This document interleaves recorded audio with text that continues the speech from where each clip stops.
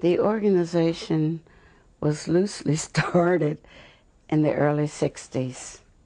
And I had the idea after I had been meeting with several of the young people who had been involved in the sit-in protests in the South.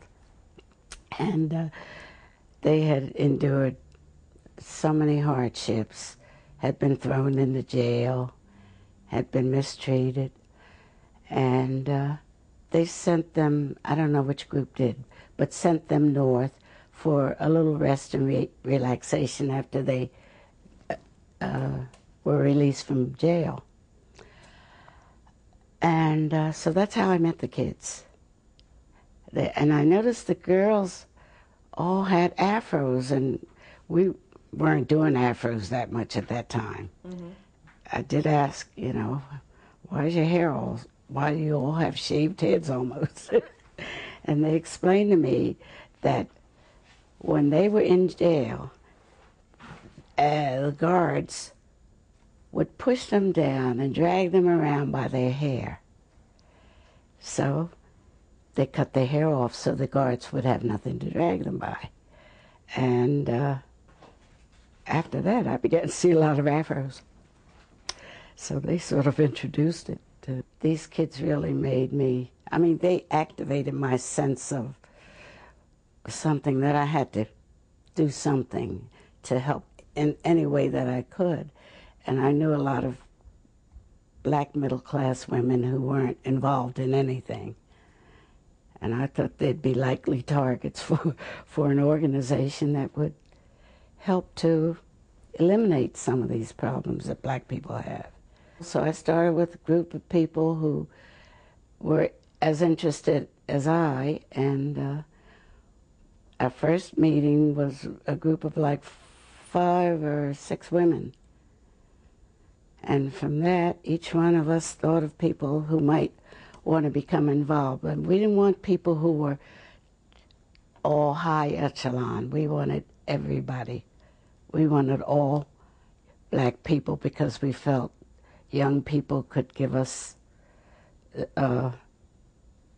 some sort of inspiration or help us along. I had some young friends, and I invited them, and I told them to include some young friends. Mm-hmm. And but mostly we had women who were in my age group. Mm-hmm.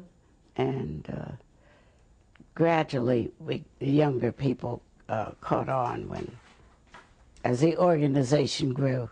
Mary Washington now, her daughter Tracy was instrumental in bringing in some young friends. And I happened to run into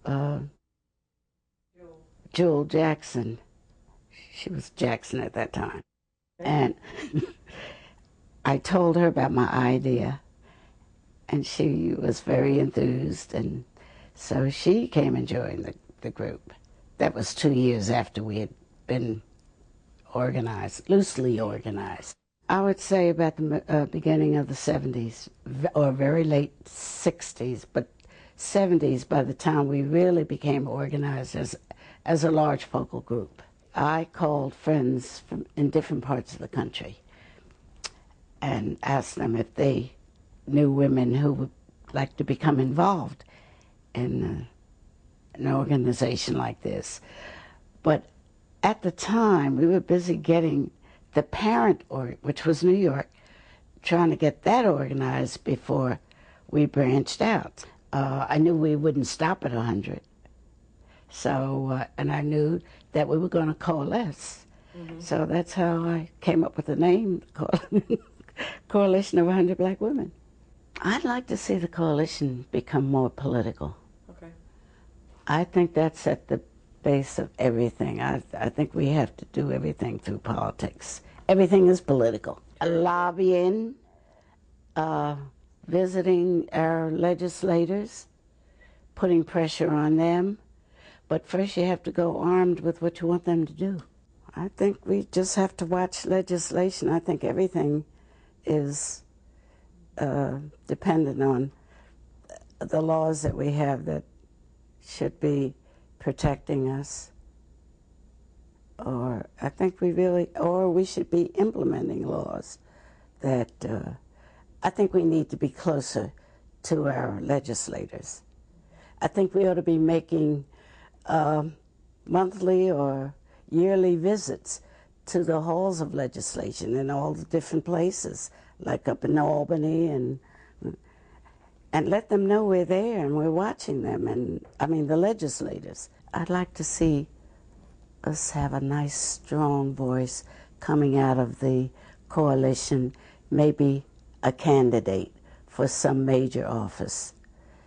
And I think there are enough black women in the states and around the country to support them.